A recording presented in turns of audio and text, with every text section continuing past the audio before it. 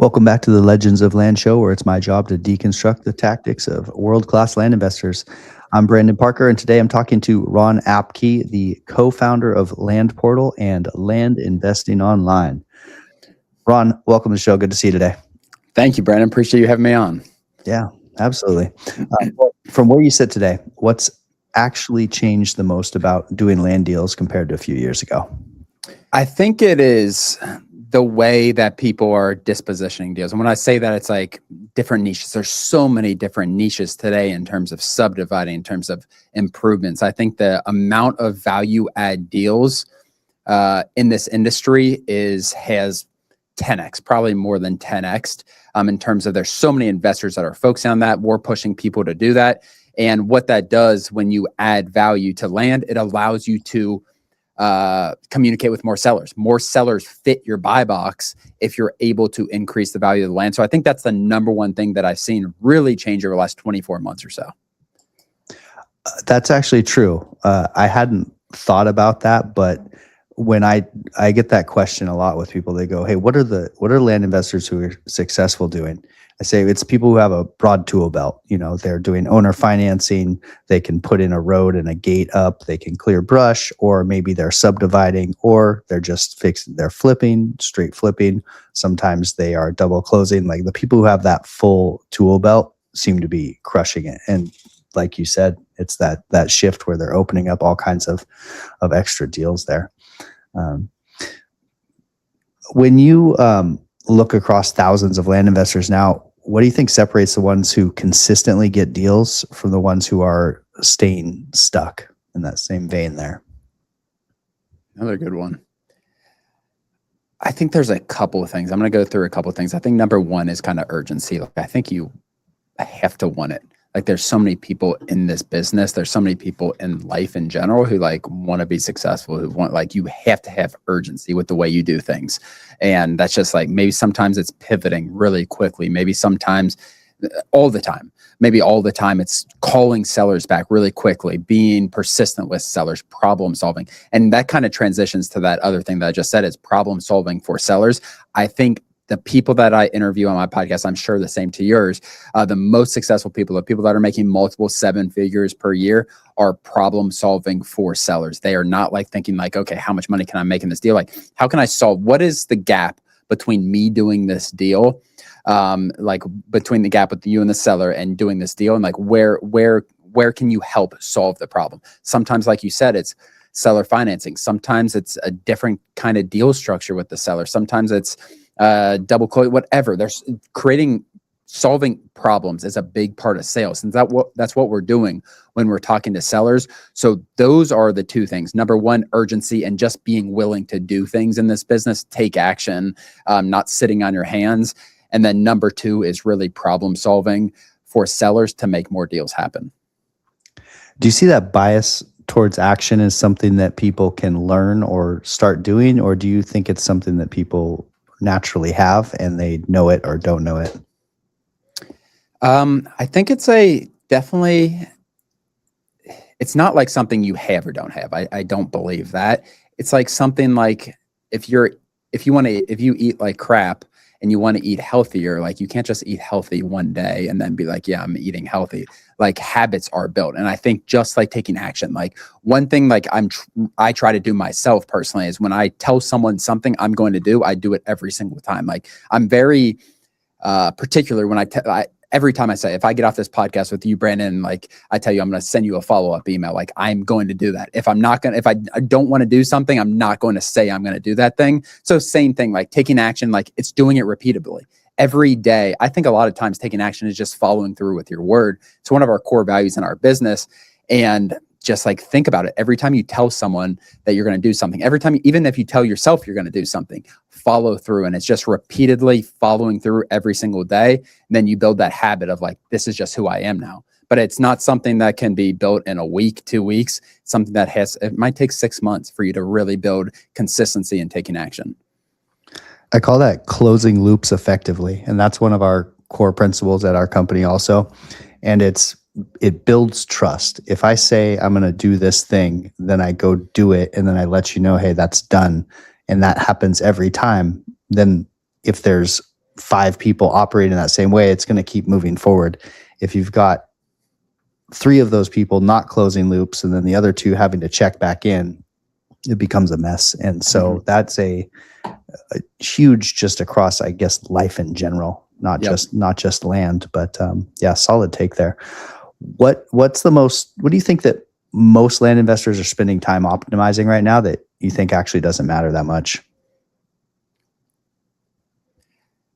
I wouldn't say most. I think new people focus on their just like everything that doesn't make them money, if that makes sense. Like so many people like CRM, this, that. Like if you're brand new, figure out how to get deals. That's all that matters. We are land investors. We're making money doing land deals.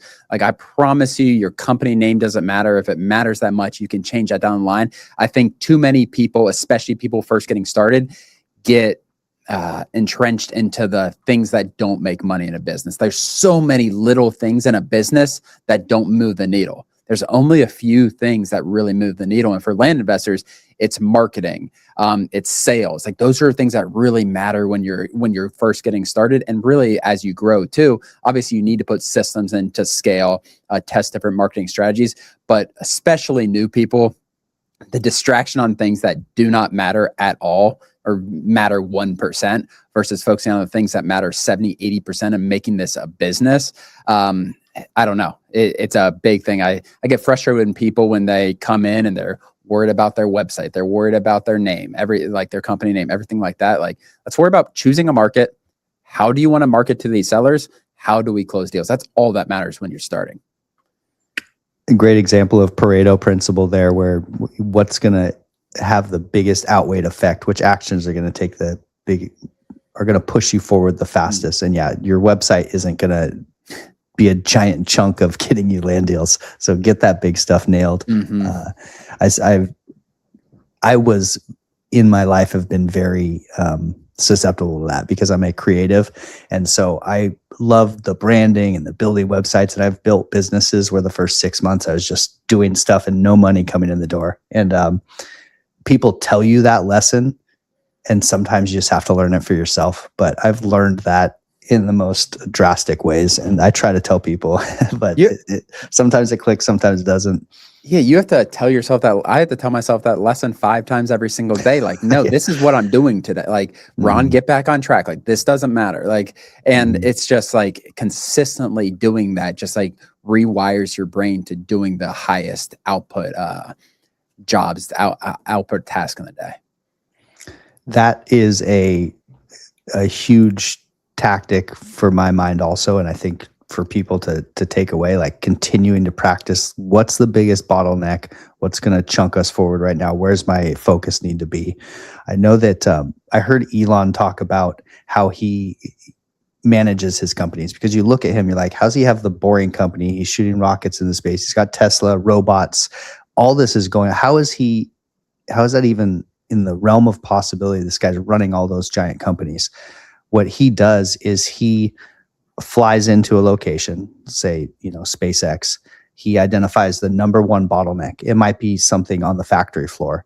And then he goes and he puts every ounce of his effort into eliminating that single bottleneck. And then he unblocks the team, and then he leaves, and they're free to run now. He eliminated the giant bottleneck, and then he goes, hits the next place, and he just circles around the companies doing that.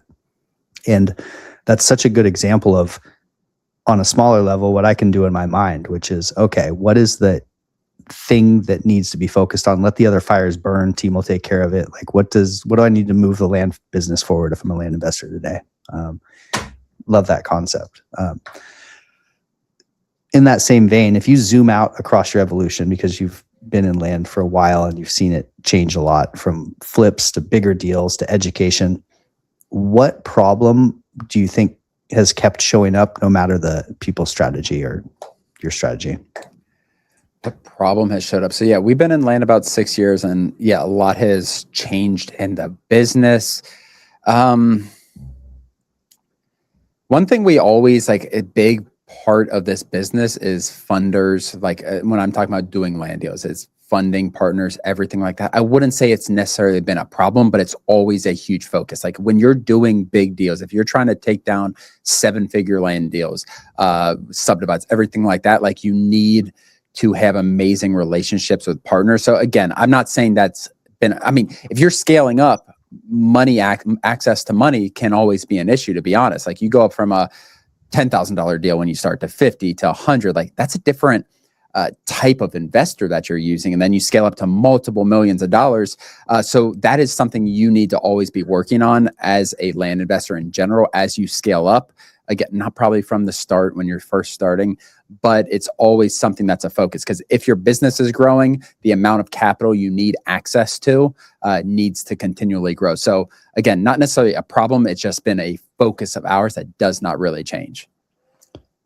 How do you think a best way to solve that? For example, a land investor is getting rolling. They've done 3 or 4 deals. Now they nail a big subdivide and they outlay 150 grand cash and they have a big return coming 6 months down the road. What's the best way to address that? Where do you go get money? What should the money cost? Like, what's that actually look like? I'll talk about this kind of backwards. I think the hardest people to get is the first time you're getting money, and you don't need to get land investors, get some people, friends, family, anything like that, whatever. But the way to actually solve the problem long-term is by giving unbelievable service to your partners when you're doing deals. Communicate with your partners. Make sure, do your best, everything in your power to make every deal with a money partner a good experience for them. And that doesn't necessarily mean they get the best return. Like there's going to be times when you do a deal with someone and like, I'm sorry, like I really wish this turned out better. I did everything I could to maximize the profit. Unfortunately, just the market changed. The market didn't react like I thought it would react. But if you leave every deal like that, even the deals that don't go as well as you think, those money partners are going to introduce you to more people, or you ask them. And that's how we've scaled. Like you just ask people like, okay, do you know anybody else? Do you have any more access to capital? But what I see the opposite happen is when new people, experienced people disrespect or underappreciate the money that is given to them. Like, yeah, it's paid for this deal, whatever. I'll communicate when I communicate. It will sell when it sells. And those are bad experiences for the money partners. I've been on the money side of that where I've partnered with people and they haven't communicated well. I just think they throw it up on the MLS and like they don't do everything. And that's where the money can stop, because money partners talk to other money partners and it can go dry really, really fast if you don't treat and respect your money partners well. It's almost like treating your money partner as a client or as a active partner, where you let them see transparently into what you're doing, give them updates, even like mistakes that you fixed, activities that you've done, so they see activity. I know that running an agency, you have some things where we do a bunch of things, but if we don't tell people what we're doing, it feels like nothing's happening, but maybe 20 things happened. And so it's important to kind of, in the land business, I'm sure, let your partner know like, hey, I'm filing this paperwork, I'm doing this, and we're waiting on this. Do you think that most money partners prefer some sort of almost over communication as opposed to you looking at it like you don't want to bother them? We customize it a lot of times. Like, well, I'll ask them like, listen, like I can give you updates every week. I can give you updates anytime something happens. I can just tell you like every month and like customize it for them. Like, how do you want me to communicate with you? Sometimes they're going to be like, just do your best to sell it. Let me know if there are any issues. But like customize it for them. Like, how do they want to be communicated with? If they want to be communicated with every week, send them a weekly update. That's kind of our, default thing, is sending weekly updates, any issues, what's status, what are our buyers look like, anything like that. And then you go all the way to some people just like their experience with us and they just want an update once a quarter when it sells or any issues. So I think customizing it, like having some default, like this is how we communicate, and then customizing. But the main thing is they need to feel like you need to actually be doing everything in your power to sell the land. And they need to feel like that. If you're doing it, they're going to feel that. They also can feel the opposite, where you're not doing anything to sell land, and it comes off like that. On selling land, dispo's a hot topic these days. I know that people are putting more focus on how am I going to get this sold? What did I buy it for? And what's your strategy on dispo? How do you get a property sold quickly? And what's that look like? Yeah. I was just talking to somebody and they're like, yeah, when it's hard to dispo, it's probably a little easier to acquire. So you got to be a little more careful when you're buying, a little more aggressive with pricing when you're buying. But I mean, my number one thing when I'm thinking about how to sell a property, number one is how do I get in front of as many eyes as possible? What does that look like? Is it a realtor? Is it a street sign? Is it sending some mail out to local buyers, to local potential buyers? So, I mean, that's what it is. Like getting it out in front of as many eyes as possible is like how I look at it. Then I create a game plan for each property, and it's going to be different every time. I'm always going to get it on the MLS. I'm always going to get it on land.com. I'm always going to put it on Facebook. Those are non-negotiables as far as that. Sometimes I put it on Facebook and land.com before the MLS so I can kind of gauge interest, gauge pricing, maybe avoid a realtor if I sell in the first 3 days. But getting in front of as many people as possible, make sure you're posting the right MLSs.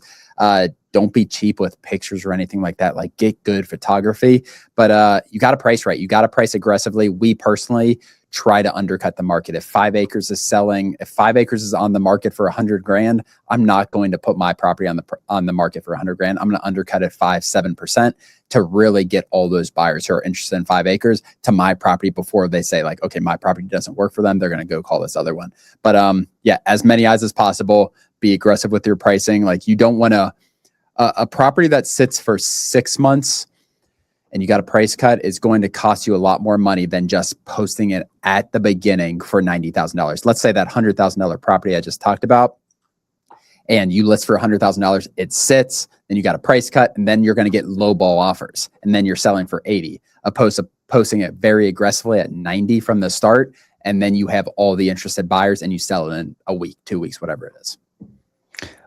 What do you do on the sales end if you're not using a realtor? You get inbound calls coming from Facebook, land.com. Do you have any sales tactics as far as like who's answering the phone, how they're getting a contract signed and kind of pushing the sale, or you just kind of let that happen naturally? If someone's interested, they'll make an offer? Yeah, so historically we've had a employee on that position. Right now we don't have that. It's a lower volume right now in terms of like we're doing bigger deals, lower volume. But yeah, you just gotta communicate. Like you gotta answer phone. You gotta treat it like it is sales. Like get them really selling real estate is just getting information, just giving them the information. Yet at the end, if they're interested, there's some negotiation that goes on. But at the beginning, it's like, get them all the information, answer their questions timely, know what you're actually trying to sell. A lot of people call in, I see a lot of people call in other places and they're like asking them, they don't know the zoning. They don't know what they can do with the property. Like, don't tell a realtor or a buyer, like, yeah, you're going to have to call the county to do this. Give them the information you have or find the information. So that's the number one thing is, and I always tell them, like, call the county to confirm this is what I've been told. You can put mobile homes on it. You can subdivide it once or whatever the situation is. Like I ask them what they're trying to do with the land and then see if it fits, honestly, opposed to like just overselling something. Answer their questions is my advice. Yeah, I was actually a real estate agent for a few years and did fix and flips, but that was the thing. As a realtor, I set myself apart by answering the questions and knowing all about the property, answering my phone and being able to get information to them quickly. It was like, you're not trying to sell because someone's not going to spend $100,000 just because you sold them on it. They're going to spend because you gave them enough information. You got all the questions, answers in their head, and then you made it simple for them to complete the transaction. So it's like greasing the wheels, basically. It's not like those people that you don't answer their questions for, it does not mean that they didn't want to buy your property. It means that it's a lot. I don't know if it's a lot or some of the times. I know it's greater than 0% of the time, though. They might have wanted to buy your property. You didn't answer the questions. They called the next one and that property fit for them. So it's answering your phone is a big one that you said too, Brandon, though. Where do you think things have sped up the most in land? Where have we gotten far more efficient, and how much leverage does that give brand new investors when they come in now as opposed to when you started?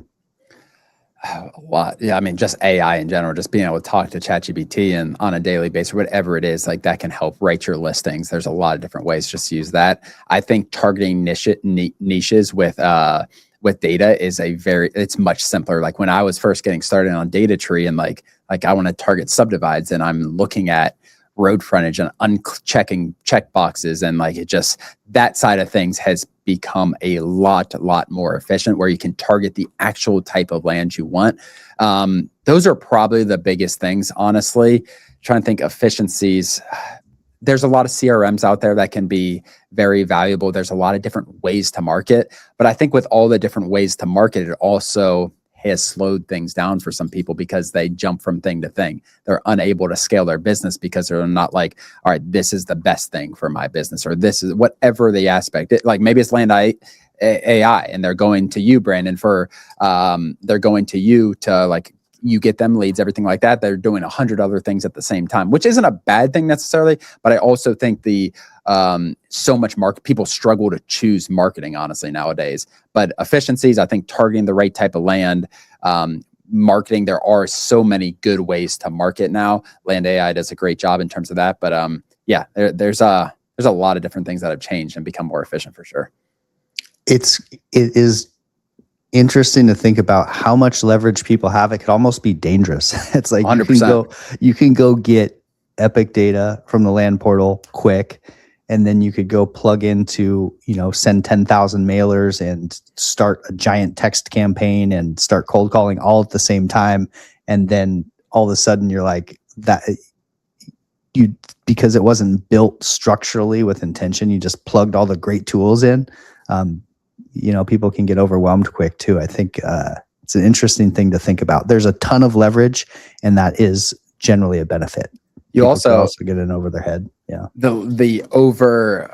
A lot of voices out there too. A lot of podcasts, a lot of educators, a lot of and it's easy. It's easy, guys. I understand from your guys' perspective listening, if you're just getting started, whatever, to go from strategy to strategy, person to person, and you get to the brink of success, and then you don't realize you're about to be there. Kind of like that image of someone mining and they're close to the diamonds and they stop and turn around. You see that, you go 30 days and you hit a little bit of a roadblock, but you don't push through it, and then you go to the next strategy. And it can be a big cycle. That's something I definitely just found in my own business life as well with YouTube. For creative entrepreneurs generally are learners as well. Yep. And so for people like us, we pop on YouTube and there's 50 different people. They all have great tactical. You got Dan Martell and, you've got Hormozy and a list of people, Naval.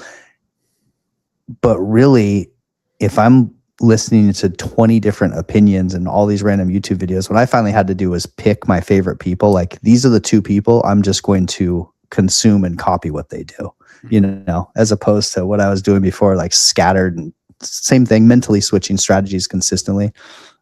But that's a great call for land investors, is pick a philosophy and then following that philosophy to the end and giving it a shot, as opposed to switching consistently, is a huge level up for people in this information age. What do you think that is well, actually, hold on. Let's stay on that. Land investors used to come in and you would find an advantage, something like data. As you were talking about, you were in data tree, and your advantage was likely at that point is you were doing better, more detailed research. You were finding subdivides that other people weren't finding. Where do you think people can find a competitive, unique edge like that in today's market with as much information as there is now? I think information in a market, I really, really do. I think so many people are hopping around from South Carolina to California, and it's what are you doing? You're everywhere. Learning as much as possible about a market. I was talking to someone earlier today, or he was on my podcast, and he's saying it's a lot better to market one market 365 times instead of 365 times, or markets one time. You can yield the amount of deals you can yield from a single market, people really don't understand until they really maybe Hormozy does talk about it. he talks about like, what if you can never get more clients again? What would you do? How would you treat your customers differently? Same thing. What if you could not go outside of this county? How would you yield the most out of it? Like, you turn that mindset on, not saying you have to do that, not saying that, but how much more would you understand about that market? How many more realtors would you have relationships with? So I think that is an overlooked thing, expertise in a market. We have so many people in our group that are like, certain that their website is all around one state. And it's like, that's what they do. They don't do deals outside of that state. And I think that is something that's overlooked. Local expertise is what I'd answer that with, Brandon. Yeah. I've seen probably the most successful people I've seen are operating in places they know. They might grow and have bigger places they know, but it is consistently circling and cycling through a similar area. And I have an interesting question for you. This is something I was talking with one of our clients about. They're doing our service, so they're pulling in leads from cold calling that are pre-qualified. They're wanting to go deeper into markets. So it's like, okay, we're calling all these places. Now we want to do more. We're not going to ramp up call volume because that would mean we have to leave this state. So we're doing as much as we can with cold calling right now. How do you think about tagging on or combining the marketing channels, like texting, cold calling, mailing, sequentially, like how those fit together? Yeah, I think you guys do a really good job filtering through leads, getting solid leads, but I don't think there's necessarily like everyone's different that I talk to. And I talk to some people who text first, then they cold call, then they send mail. And there's not any really rhyme or reason. It's just hitting the same people multiple times that you haven't had contact with yet. So I don't necessarily think, there's a lot of different sequences that can work.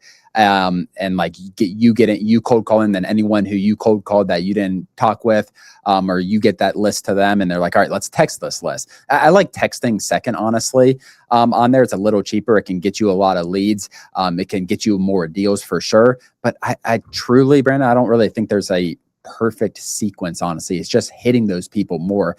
Obviously, mail is probably going to be the most expensive per reach out, I guess you'd say. Texting will probably be the cheapest. I don't know.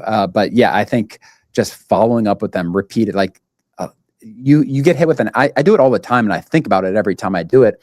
I obviously buy stuff from Facebook ads, stuff like that. I never buy it from the first ad. You know what I mean? Like, you see something like, all right, I wasn't thinking about that at this second. That was a good targeted ad for me, but yeah, let's keep scrolling or whatever you do. And then you get hit again, like, okay, maybe I do. And then it's in the back of your head by that second, third time, like it really is in the back of your head. Same thing with these sellers, guys. This is marketing. We are marketing to potential land sellers. It's not going to be the first time a lot of the time. That is something that if you're in their inbox, they can look up an email from you, or they have something from you where they can come back and remember, and then they see you again. And yeah, that repetition matters. And that's almost building trust. Another thing we have in the land industry right now is a lot of outbound. So with texting being so simple, and people are sending 1 million text messages. So a lot of land investors have now got random texts along the way about buying their land. So they've seen this before. And so I think it's even more important than now to be that person who is consistent, not just one of those random spam that showed up once and then never heard from again. A lot of those operators are bad though. Like, I respond to 90% of them. I'll respond to anyone who texts me about my land. I'll respond, and rarely do I get a response the same day.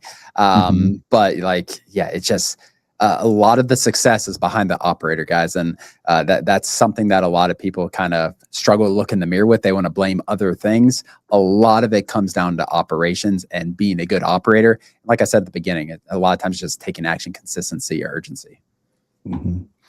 What's when you respond, are you just doing that to get your information for yourself about what the market's doing and how people are operating, and see what tactics people are using? And have you found anything interesting? Maybe they see a better, higher use for my land and they can pay more. I don't know. Like, maybe I'll say yes to an offer one day. A lot of times I just like get a feel for, and I suggest people doing it too. I get a feel for the market. I get a feel for response rate, and it kind of solidifies my mind. Like, yeah, a lot of people say they're texting people. you can send 100,000 text messages. If you don't respond to sellers, like after they respond to you, you're not going to do any deals. And that's a bigger gap than I realized. I don't have any clear intentions for it. They just ask me if I'm interested, and I'll say, yeah, potentially, or something like that. See their funnel. Yeah, exactly. How do you think that affects the sellers overall? I think it can be draining from like a mental aspect of them, especially the people who are interested in selling, because there are people who get texts a lot who are interested in selling. They struggle to connect with these potential buyers or these quote unquote buyers. But I think what really is the real impact is it separates the people that are having true conversations with these sellers. It makes it, when a seller connects with you and they're like, it's been a hassle to deal with all these other people, and they connect with you, it actually becomes easier to do deals. Even if they've had 10 or 15 offers, those people, like, if you can separate yourself on how you do the business, I think it just makes so much opportunity, because it's a relief to hear from someone who's actually willing to find a way to make the deal happen. Yeah, that's my feeling on it too, is when someone comes through and actually closes the loop, like we were talking about, they do what they said they were going to do, they respond in a timely manner. It's like, oh, this person is actually real. This isn't the other 20 people who set this person up to look so good now because they're just doing what they said. I like the hack of sending a quick selfie video. It's just like hey, how's it going? This is, I don't do this personally, but we have our client, or we do this for our clients. But hey, what's up? This is Brandon. Just letting you know I'm the person you'll be talking to. We'll chat soon. Local family-owned land business. Just a quick candid video that sends is such a difference from another spammy text that's automated. That, so that's I had a salesperson that worked for me for probably 14 months or so. And he did that in his interview process after, I don't know if it was after the interview, but I still remember it today. It's probably been 36 months or so since that text was sent to me, and it stands out like it does. And I remember that being a reason we hired him, honestly. Like, that was persistence. That was persistence in like, okay, he wants this job. Yeah, I think it's powerful, especially because people are likely so touchy about AI. It's like, is this AI I'm talking to? Everyone, that question is lingering in everyone's mind. And so sending them something human, they're like, okay, this feels good. Let's go. Yep, 100%. Yeah. What do you think is a data point for land investors that they over index on, but it doesn't necessarily improve deal quality too much? Like give too much, they care too much about a single. Yeah. The one that's always been since we've been in this business is like, how many deals per piece of mail, how many deals per cold call, deals per, let's just call it deals per, leads per, whatever it is. Like, I really don't like, I care about bottom line. You know what I mean? Like, all that other stuff doesn't matter. Like, if I promise you I could find a way to get a deal per every 100 text messages, I'm not going to like the land I get.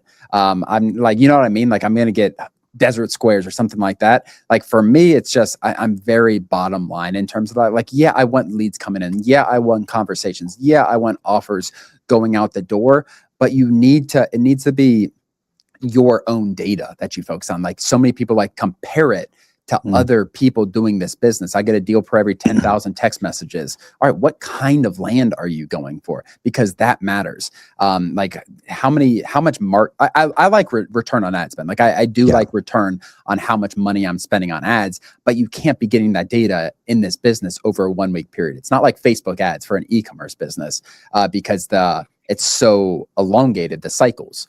But yeah, for me, I think we'll just call it deal per whatever your marketing is. I think people get obsessed with that. And then if they hit that number, like, all right, someone told me it's a deal per every 5,000 mailers. I've sent 6,000 and I haven't gotten a deal. Like, tough luck. I don't know. Figure it out. But yeah, so many people get so obsessed with that number and try to compare, and then they find out when they're doing something wrong. A lot of times, like I said earlier, you got to look in the mirror and make it some adjustments. There's a delayed feedback loop on how useful information, like the information from outbound isn't immediately useful. You could send 10,000 mailers and then deals start coming back in, but you're not actually going to know your return on your ad spend until 6 months down the road, What do you think when you look at return on ad spend? What timeline do you measure it on? I mean, you can get a pretty good idea. Like we always have an estimated profit number. So like whenever we are get a deal under contract, anything like that, we are estimating our profit. So that can kind of give us a baseline in terms of our return on ad spend relatively quick. Obviously, until you close the deal, like we're not calculating that or anything. But yeah, we will calculate a very conservative sale number. And I think you can do it every couple months, to be honest, and kind of backtrack. And then it's always kind of happening. But yeah, if you become good at pricing land, you become good at comping land accurately.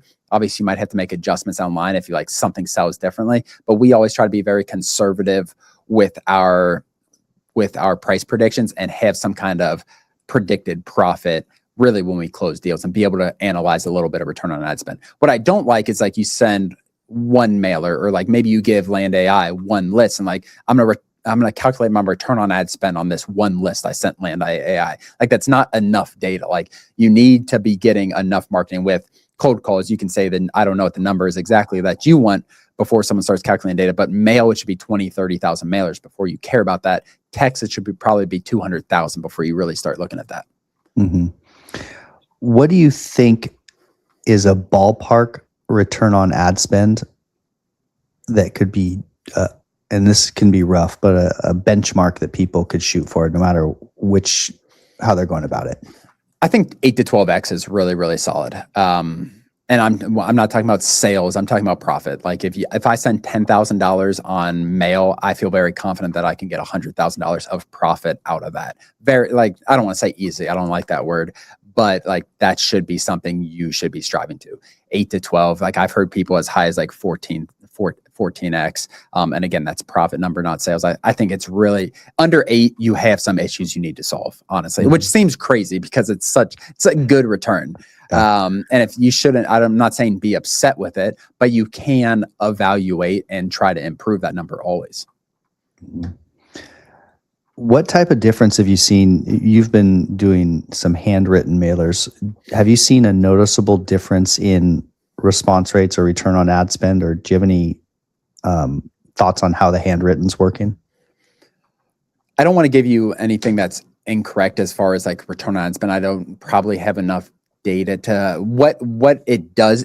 Return on ad spend is not going to be crazy different. We're paying 3 times more for our mail essentially, but what it does, it gives us return on our time. Like there's a lot less time because it takes less mail, takes less contacts to get a deal. And I know I said don't worry about the number of contacts, but we're talking to less people per deal. We're getting anywhere between a 3 to 5% response rate on mail, opposed to where we were with like standard double window envelopes. We're getting around 0.75% response rate. So response rate's up. And then our deal percentage is much, much higher in terms of that, just because we're talking to so many more people. So a couple of things, a lot less hate calls, a lot less people upset because they think we hand wrote the letter. And then just overall, we're just talking to more people per every 1,000. We're talking to a lot more people. So you said your response rate was around 0.75%, and then it's at 3 to 5, closer. Somewhere between 3 to 5 is very normal. Then we also have on top of that our QR code scans, which can add 0.5% to 1%. Okay. So, and of course, the same thing with cold calling it, the county that you're targeting, the data matters, who you're sending it to, the type of property. And so it's hard to get like response rate is obviously a range. So, I deal with the exact same thought processes, and it sounds like something similar. You're about 5 times as effective with the operator's time. And so, yeah, the ROAS is similar because you're spending more, but your time is 3 to 5 times more effective because less leads are coming back through because your conversion rate's higher. And you can be, if you really want to get a hold of someone, like it can be very, very, like if you just have those 100 properties, 200 properties that like, I want a deal from this list, like you can be very targeted and you're going to get a lot of responses, which is nice. If you know exactly what you're looking for, that's where we've seen a ton of success, these bigger deals. Have you used those handwritten for selling, like sending it to the neighboring community type thing? We have. It gets calls, nothing like crazy, groundbreaking. I think sending mail in general is a good way to sell land, especially if you have expensive land. Send mail to people who have bought land in the last 12 months, who have done all these things, and like just neighboring properties in general. I think reaching out to nearby landowners is a valuable thing, no matter how you do it. We've had good responses. I don't think we've ever sold a property from it, but it's a very low volume to this date. Yeah. What would you do tactically if someone was going to get gritty and they're like, I have this property, it's got a river, it's beautiful, it's got a river, it's perfect, it's a high value piece of property, and they want to hit land portal, put in some filters, find the perfect people to sell it to. What filters do you actually use there? Do you filter for people who have an LLC who own land, people who own more than 2 parcels, people that own a certain value? What would you actually look for? Yeah, I like the multiple. So short, very short radius, like very short, quarter-mile radius. I'm going to hit everyone who owns land. You know what I mean? Like everyone who owns land, like I own this property really nearby. I'm going to put it on the market soon. So that's like a different group. That's like anybody who owns land very close. Then you go a little wider, and then you narrow down what the criteria of those people are. So you go wider than you're like, maybe it's 2. Maybe it's they own more than 1 piece of land, like you said. Maybe it's they've bought land in the last 12 months over very similar acreage. So as you go wider in the county, you want to narrow down the person essentially that you're reaching out to. But I find a lot of the buyers are those nearby neighbors. A lot of times we sell land and the neighbors had no clue that we were selling land. Like you will sell properties to those people in that quarter, half-mile radius very, very effectively. So that's what I'll do. And if you're using the handwritten, like we'll put a picture of the property on the front of the card with the price, everything like that. And it's going to get opened every single time. When you look at a county or a list and you immediately know it's weak, what's the number one thing that tips that off, besides obvious, like real obvious stuff? But what's something that just kind of is maybe counterintuitive? You look at a county and go, no, I wouldn't call there, or I wouldn't mail there. In terms of just getting started in a county, like I want recent sales data that's moving relatively quick, like especially in today's market. Like I legitimately will go on to a county and look like, okay, here's the last 3 5-acre properties. I like 5 acres, 10-acre properties that have sold because they typically will sell really fast. They're highly desirable typically. And then if you're not seeing those moving in 30 days, going pending within 30 days, like it's like, all right, this is going to be a slow county. I'm not saying you can't go after those counties, but you want to buy cheaper in those areas typically. So right now in today's market, I want counties where properties are moving. And I get on Zillow, I look on different places and I like, here's the list date, here's the pending date. I like that, how short that number is, or I don't like how long it is. And you can get really, that's like my last check before I choose a county. Mm-hmm. And the 5 to 10 acres, that's moving because it's that has the biggest window of buyers who are going to use it for a lot of different things, rural, recreational, or to build on. Why do you think that 5 to 10 acres is the most desirable? It's probably the acreage range I've bought the most in, to be honest with you. We've done a lot of big deals, but like repeatedly, and it's also the easiest property that I've ever had to sell. Like I'm not doing a lot of quarter-acre, half-acre properties. Maybe some of those are easier to sell, but for me, the 5 to 10, you can have recreational buyers. You can have people who are living there as well. You can have people who want to put a mobile home on land. So it's a combination. Like you said, I think the buyer pool is really, really big for those acreages. And typically, good land in good areas, 5 to 10 acres, sell really fast. I've seen you talk about absorption rate quite a few times. Can you explain what that is and why you like that metric?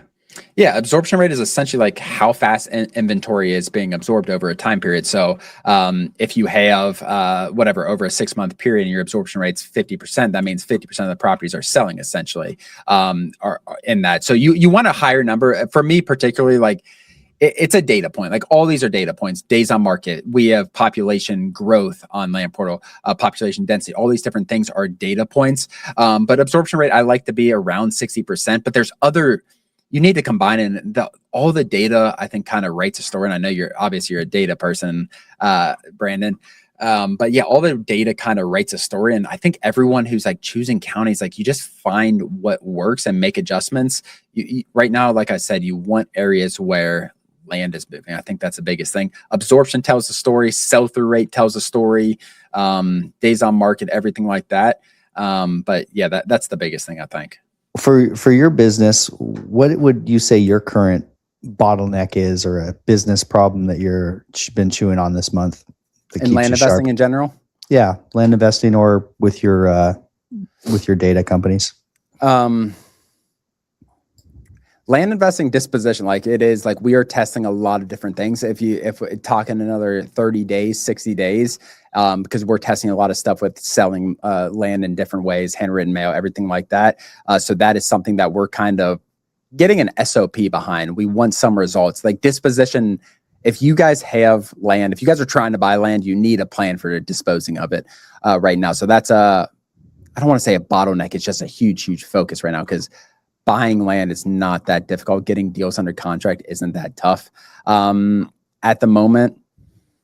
But yeah, that's probably our biggest focus on, honestly, Brandon, and biggest kind of, if you would say, a bottleneck. Mm-hmm. And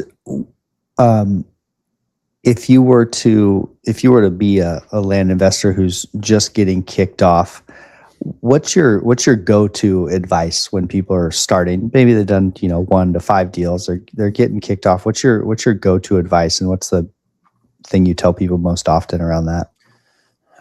I think the number one thing is marketing consistency in this business. Like whatever that means, to you, like marketing consistently will allow your business to grow quicker. Because if you send, and it can be sending mail every single day, it could be sending every week, it could be cold calls, it could be whatever. Like if you're consistently reaching out to sellers, it spreads your deal flow out really, really well, like where you have it. But if you send 5,000 here, 7,000 here, 10,000, whatever, and just like it's very random, your deal flow becomes random, your cash flow becomes random.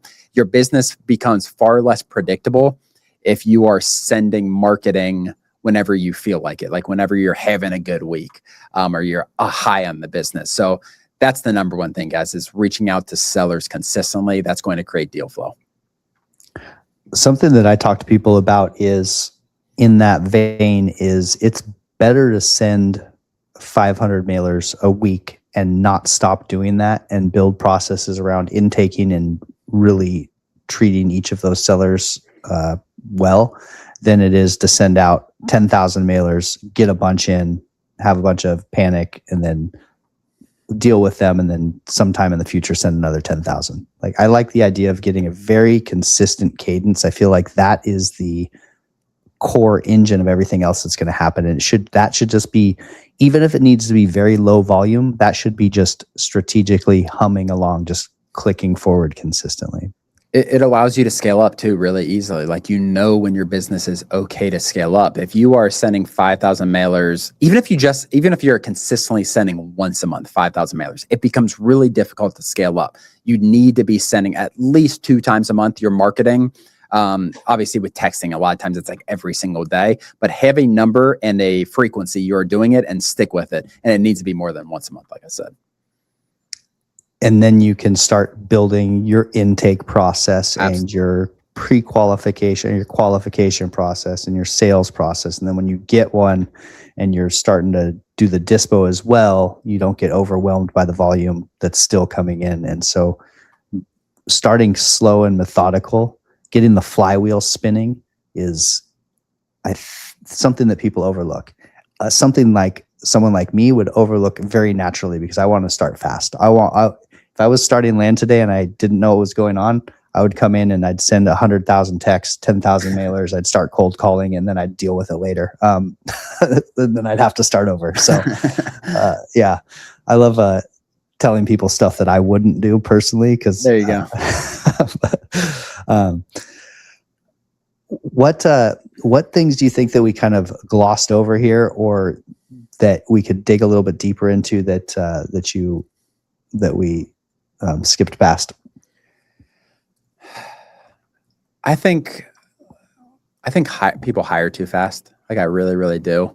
I think people try to, I don't know. I think it's especially with like, I don't know, mid-20s people who like want to scale up and have 10 employees and want to be able to tell people they have 10 employees and they're all $4 overseas employees. And they don't really know what they're doing for their business, but they can tell people they have 10 employees. I think a lot of people hire just to hire. And we were in Savannah together and listened to Christian Roof talk about hiring. And just like when you're ready to hire when you're ready to hire. And when you are ready to hire, like have a very defined role for what they're doing. Their first 90 days should be almost scripted out what their first 90 days do. But don't be like, yeah, I'm going to hire just, and I think it's because some overseas employees can be cheap. So it's easy to like, okay, it's $4 an hour, $6 an hour, whatever it is, doesn't matter. I'm just going to throw more people on top of that. Your business is not making more money just because you have employees. Like you need to be putting people in proper seats. And it also can kill culture if you hire people just to hire and you just have a bunch of people doing God knows what. So yeah, I think that's something that I guess you could say we skipped over. We just haven't talked about it yet, Brandon. But yeah, over hiring is a constant podcast idea, or not idea, podcast guest theme. They scaled up to 10 people. They scaled back to 3 people. So many people say that, and they're making more money with 3 people. It's the same thing as the marketing concept of just a slow, steady cadence that's methodical and scales responsibly. I would relate that to hiring. Hiring is an absolute art form. Onboarding a new person, having them learn what they're supposed to do and getting reporting and how to delegate and what they're actually doing.